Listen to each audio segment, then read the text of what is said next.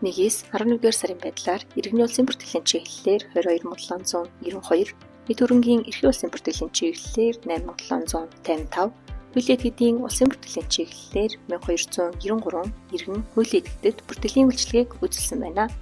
Нийт хүн амын тоо 85,019, үнээс гадаад паспортын машинаар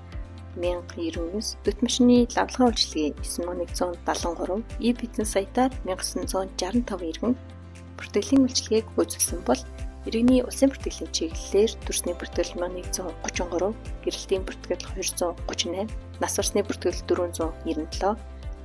үндэсний энгийн гадаад паспорт 5521, иргэний цахим үнэлэг 4107,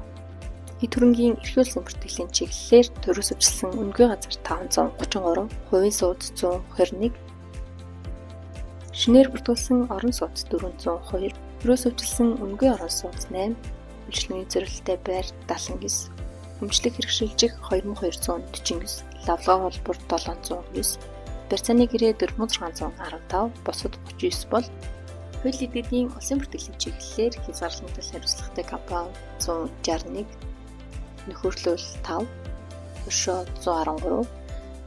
төрийн бус байгууллага 45, үйлдвэрчний эвлэлийн байгууллага 4, бусад 1091 бүртгэлийн үйлчилгээг үзүүлсэн байна.